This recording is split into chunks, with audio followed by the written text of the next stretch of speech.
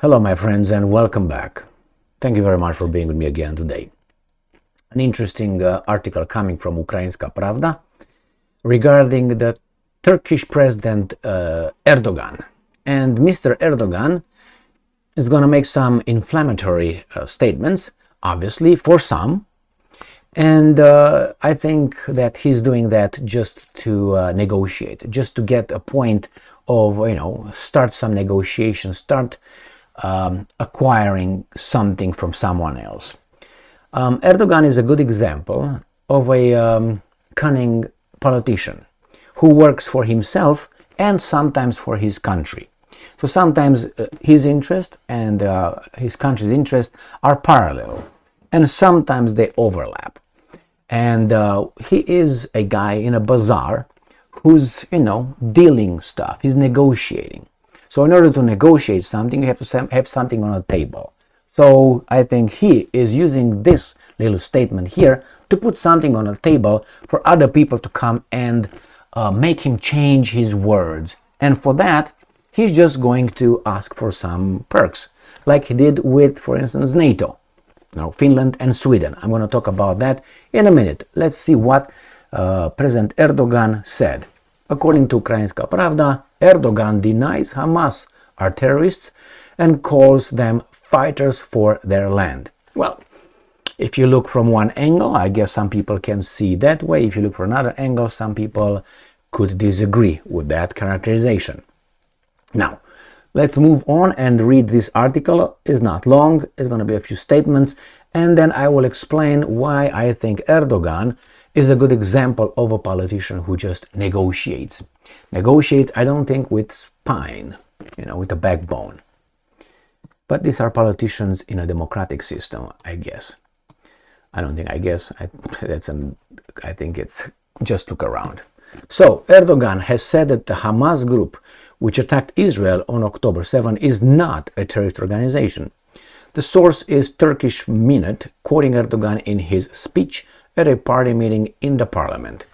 And I'm quoting Erdogan. Erdogan. Hamas is not a terrorist organization, but it is a group of liberators and mujahideen warriors who are fighting to protect their land and people. End quote. Erdogan accused Israel of carrying out one of the, and I'm quoting, bloodiest and most brutal, quote-unquote, attacks in history of Palestinians after 7 of October.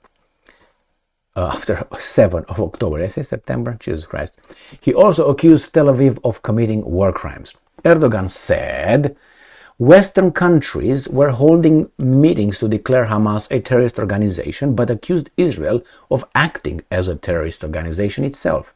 And I'm quoting, "Oh, Israel, you could be a, in parentheses, terrorist organization. The West is indebted to you much, but Turkey is not."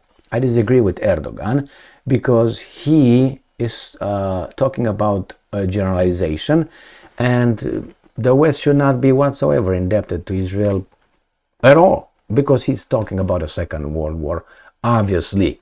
And the West, when you say the West, who exactly are you referring to? What countries are you referring to? So you see, you put again collective guilt on a group of countries that really should not feel any guilt.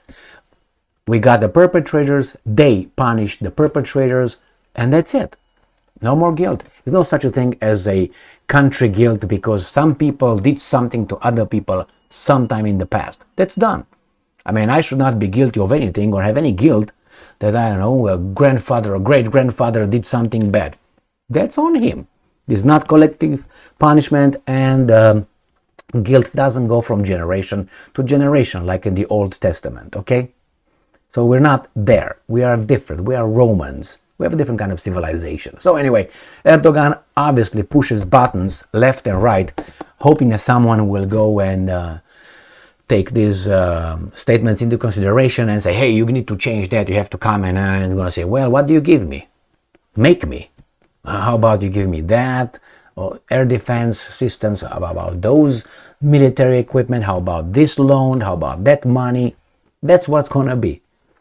Don't look at it as Erdogan is a bad person for doing that. The problem is we have a system that allows this to be considered, everyday behavior, which I think is low, very low.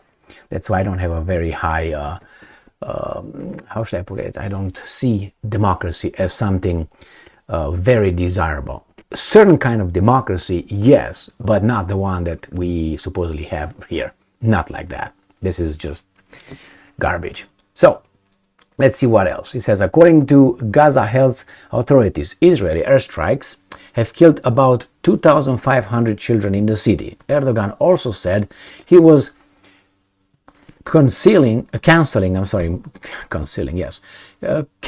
plans to visit Israel because of its quote-unquote inhumane war in Gaza. And I'm quoting, we had a plan to go to Israel. Why? But it was cancelled. We will not go, end quote, Erdogan said. And I'm pretty sure Israel cries a river for you. Ankara's relations with Israel were frozen, and anyway, they tell us they were friends, they were not, and so on. He said, of course we had good intentions, but Netanyahu abused them. If he had continued with good intentions, our relations might have been different, but now unfortunately this will not happen either, Erdogan said. Well, we'll see. The Americans will come to you and will tell you what to do, and you're going to start negotiating, and they're going to give you some financial, some tangible, some things, and then you're going to say, hey, I'm going to change my mind. Who gives a fuck, actually? But hey, unfortunately for these guys, Turkey is too deep into NATO, and its geostrategic position is very important. So you can't really have the Turkey in the house, but you can't have Turkey outside the house. So somewhere in the porch, coming in and out, that's the Europeans. Some, Al Capone and other weasels are dealing with Turkey. So Turkey is too big, too important to be ignored, but for the same reasons, you can't have it as a sleeping partner. All right, my friends, here it is. Erdogan said that. They're going to create a little bit of tensions. He's going to get some votes. People will say, good job, yes. Some people will say, well, you're an idiot. And then after he gets what he wants, or at least limited, he's going to say, okay, man, I guess it's in between something. You can look at it. It's going to wash it. Now, regarding Erdogan's Sweden's accession to NATO, he just sent the ratification or the approval of, he has nothing against Sweden being part of NATO. He sent it to the Turkish parliament. So the Turkish parliament now has to vote yes or no. So he has nothing. He's okay with that. After a year of playing this and playing that and getting things for that, he got contracts with the F-16s from the Americans. He got Sweden to give 3, 4, 5 Kurdish, whatever that he considered to be terrorists.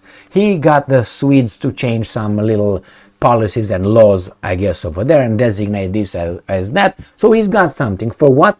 For something that fell on his lap because Sweden had to join NATO. I think that's idiotic that the Americans did not create something parallel, saying, we're going to create something parallel, we're going to bypass Turkey. I don't know, we're going to get Sweden with a different status. So we're going to have a statute. We're going to have Sweden called Billy Billy. And under the Billy Billy, we're going to have Sweden enjoying the same thing another NATO member state would accept the name you're a NATO member state. And that's it. Problem solved. But I think Erdogan right now got to the end of the line and he said, you know what, Jesus Christ, what am I supposed to do now? These guys are not giving me any more, so I guess I'm gonna come and be a nice guy. And the same thing with that. Hamas is not that. And then after a while, after he gets something, not everything that he wants, something, he's gonna say, yes, I guess you can call politicians, democracy for you. Thank you very much for being with me again today. Stay strong, stay smart, look for the truth, and be just.